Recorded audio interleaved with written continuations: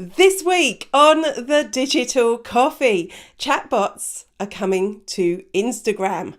WhatsApp is having problems with that privacy policy again. And Twitter fleets are getting ads. All that and more after this.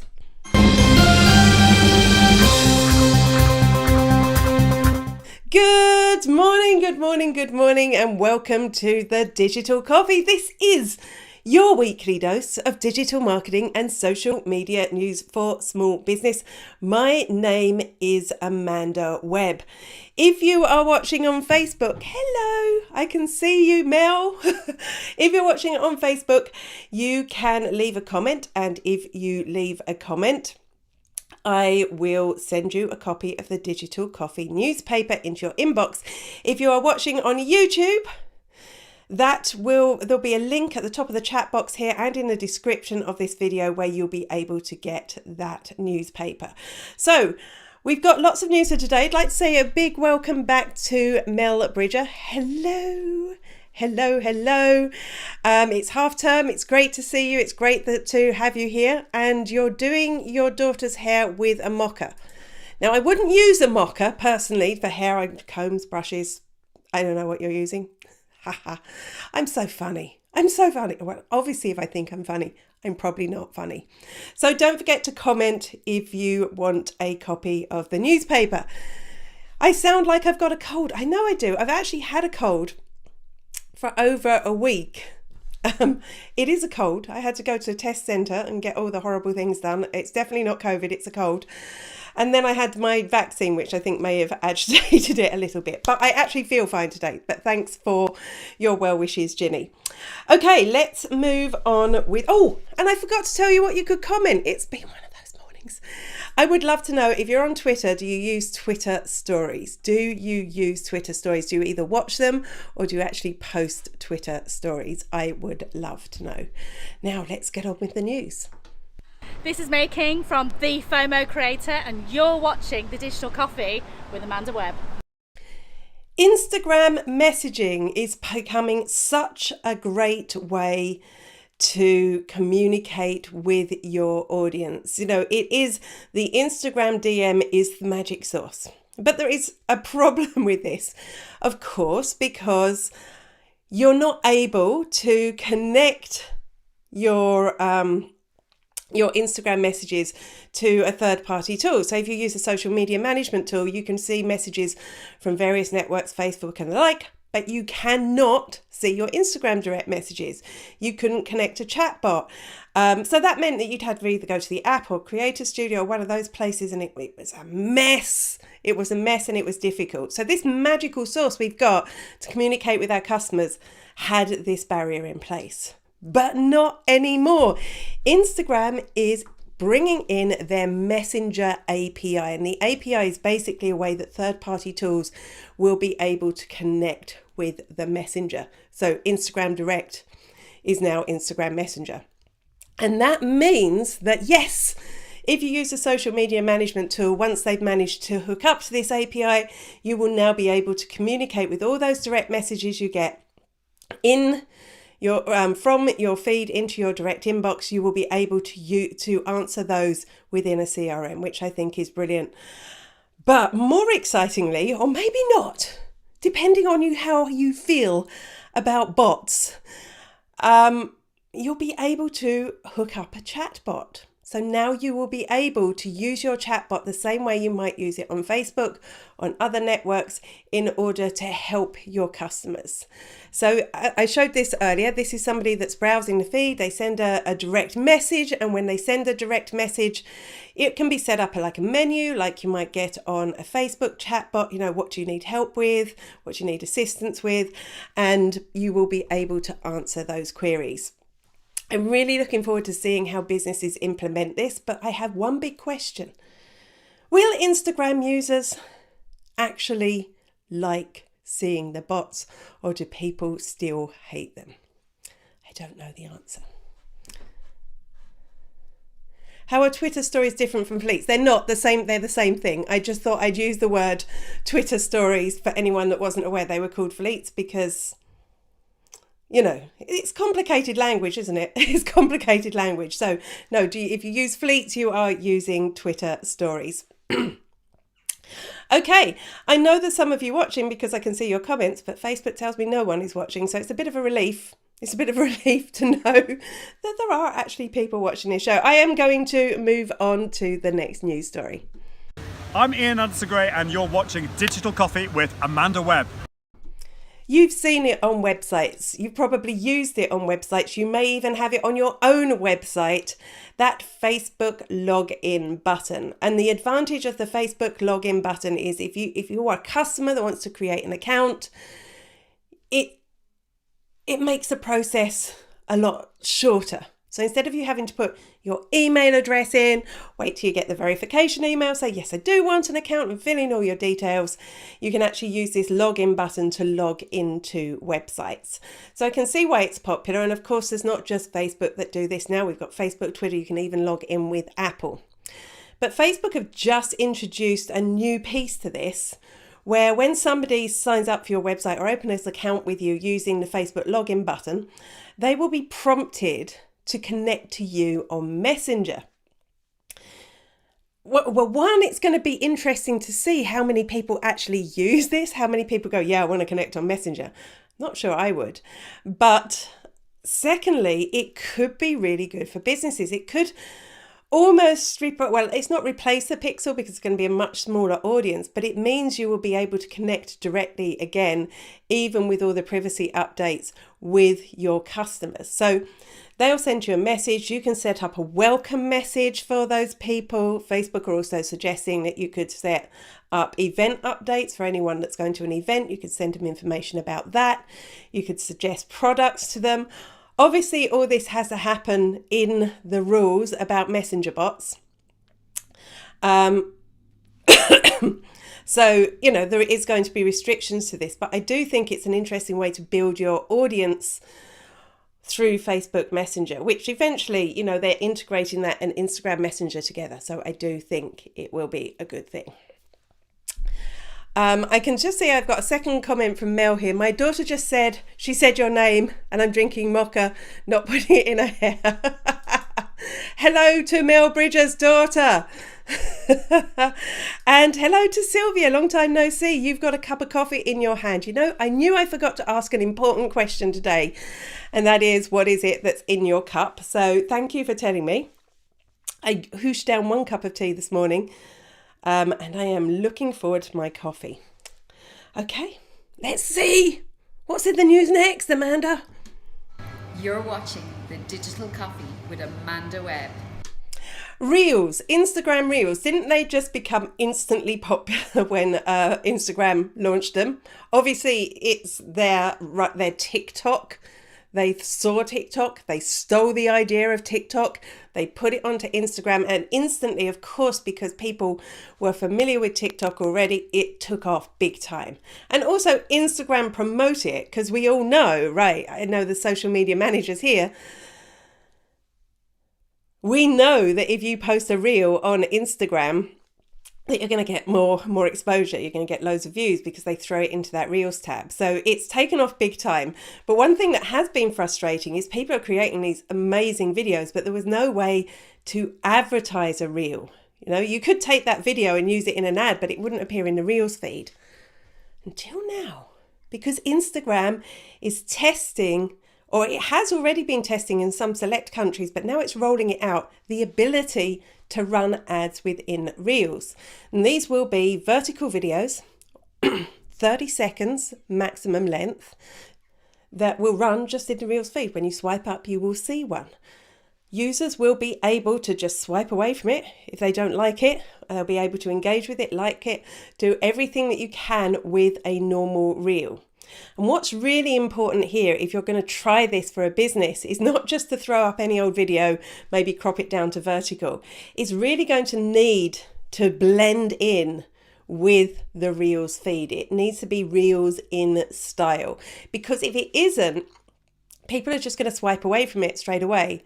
So you may have reached people, but they go, oh, that just looks like an ad, and they go away. And we have to think about this Now, I've got another story about ads coming up later. We have to think about this any time that we run ads on social. Does it fit the tone? Does it fit the style of the website that we're advertising on? Because the more you can make it not look like an ad, the more effective it's going to be. Hey, it's Andy at Content Cal here, and you're watching The Digital Coffee with Amanda Webb.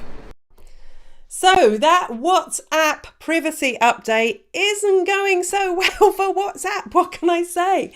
You may remember this was first right at the beginning of the year. They tried to push this new privacy update on users. You have to accept it because this new privacy update means that WhatsApp will be sharing some selected information with Facebook, and this is part of their business expansion of the way that businesses will be able to use WhatsApp.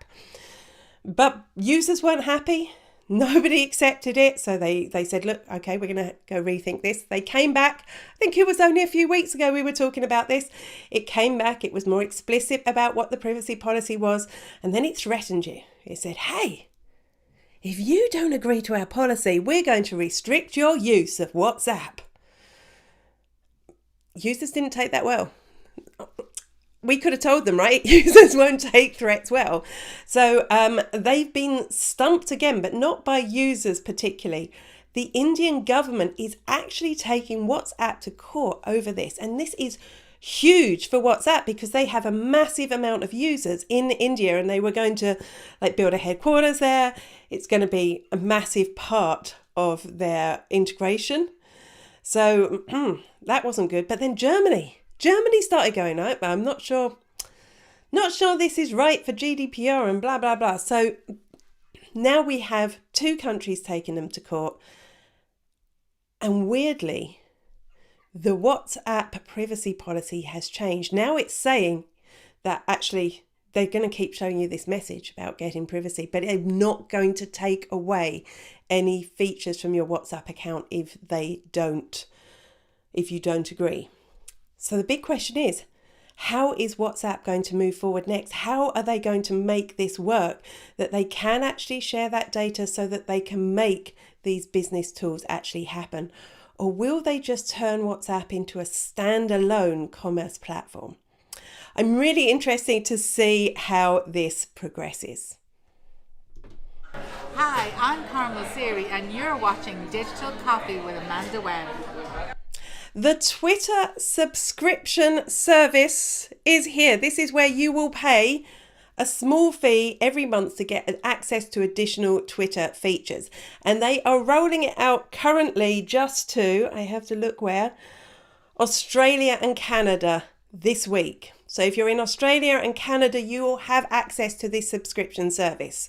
What do you get? How much does it cost? Is it a good idea? Well, let's start with, is it a good idea? Twitter is diversifying its income streams, and they've relied heavily on ads in the past to fund the site. And honestly, I'm not sure that's ever going to turn enough revenue for them, and it's something they'll continually have to change and innovate. And having ads on there is, that's part of Twitter. That's what you have to accept to use Twitter. But by diversifying its income streams, and this is something we should look at as businesses, I've got an income stream here and I've got an income stream here. So if one goes away, privacy update comes and my ads aren't effective anymore, what else am I going to do? And that's what Twitter have done. They set up this subscription service. So if you're in Australia or Canada, Australia or Canada, you will pay $3.49 a month, and you will get the option to have bookmarks folders, which is something a lot of users have asked for. We can bookmark tweets on Twitter, but they all end up in this big long list. So actually when you go in to read through it and find the recipe that you bookmarked last week, or the social media news in my case that I bookmarked last week, I have to wade through all this stuff to find it. So this will add bookmarks folders. The second thing is undo tweet. So if 30 seconds after you've posted your tweet, you'll be able to click, or 30 seconds will count down after you've written your tweet before it gets posted, and you'll be able to undo it and edit it if you've made a mistake. It's not edit tweet, which is what everyone wants, but it's a step towards it. And the third exciting thing, because there isn't much exciting, is reader view. Now we know that threads on Twitter are becoming more and more popular, where people, tell a longer story in a series of tweets. And Reader View will, instead of you having to scroll through all the tweets, it will bring it together into an easy to read article form, which means you could scan it a lot quicker and decide whether it is actually worth reading. Is that worth $3.49 a month? In my head, I am happy to pay actually a subscription to Twitter, but I would want no ads. So that is the big one for me. If they offered no ads, those other things are nice to have, but they're not necessary. The no ads would be a big thing for me. Would you pay for Twitter for those features? Or what feature would make you pay for Twitter? Be interesting to know. Of course, the free version will persist. Hi, I'm Kyra Fingleton from Glamping Under the Stars, and you're watching The Digital Coffee with Amanda Webb. When you embed a video on your website or in a blog post, you may have a specific reason for wanting to embed it to start at a certain point. So maybe you're referencing the video and you want your readers to look at a specific section of it. Or maybe it's an example of something that you're talking about. Or maybe there's a point in a tutorial that you want to direct people to. With YouTube, with YouTube, you have been able to do this for a while. You've been able to say, I want the video to start here and finish here when I embed it. But that option has just become available for Facebook. So now when you go and embed a Facebook video, you can put a start time in there. So this is really late. It's really late, this happening, considering YouTube have been doing it for ages. But secondly, would I embed a Facebook video over a YouTube video? I feel that YouTube is a place that I go for tutorials. It's a place I go for videos. And when I search Facebook for videos before, I find it hard to see what I want. Now, maybe Facebook have fixed some of those problems, but as somebody who's gone in on YouTube this year, I see videos that pop up and inspire me on Facebook, but not something I'm specifically searching for. So I wonder how much this is going to be used. I'm just interested, unless, it's your own video and there's a specific point in the video that you want to link to. One more story, and that story is about fleets. So I would like to know, do you use Twitter fleets? Hi, I'm Charlie Lawrence and you're watching The Digital Coffee with Amanda Webb. Twitter is experimenting with putting ads in fleets. So fleets is Twitter's version of stories. They launched them only in November. I couldn't believe it was November. I feel like they've been there forever. They launched them in November, and my guess is that people are actually using them because now they are experimenting, as I said, with putting ads in fleets. And the ads will be, this is almost like when we talked about Instagram Reels. The ads will be vertical. They can be video, or they can be an image. That's my cold talking. And you'll be able to put a swipe up button at the bottom and people will be able to engage with them. So once again, the lesson for this will be to make a fleet that doesn't stick out like a sore thumb in the Twitter stories feed. I don't think that will be hard, because if you watch Twitter fleets, you'll know a lot of them are just people, myself, would be a lot of people sharing tweets into fleets, just giving them another audience. There are some people using stories creatively, but most people are just doing that. So actually, I think this does, if you create good Twitter fleet ads, this would have an opportunity for you to do quite well in that area, because it could be better than anything anyone else is watching. Just to mention a few things, Twitter say that the point of fleets is to connect your business with the everyday. And that's the thing about stories. It is all about what is happening right now, the everyday stuff that is happening right now. So when you advertise into that, you're connecting into that moment that's happening right now. And the second thing is the types of fleets they think you should put into ads are behind the scenes, have a creator takeover, or share a hot take. So it's not directly telling you to sell to your audience. It's more about brand building. I think it's going to be interesting. When I say I'm looking forward to seeing the ads, does anyone really look forward to seeing ads? But I am interested to see how the brands that they're working with selectively start using this tool. Unfortunately, I can't because this is only rolling out to the United States at the moment, but I do think it could be a powerful Twitter ad placement, maybe more so than what we're already seeing on Twitter ads. And that is all from the Digital Coffee for this week. I can see you all commenting, so really happy to know that even though my computer says nobody is, because I would be crying by now, that you are. I will be back, same bat time, same bat place next week. Until then, bye-bye.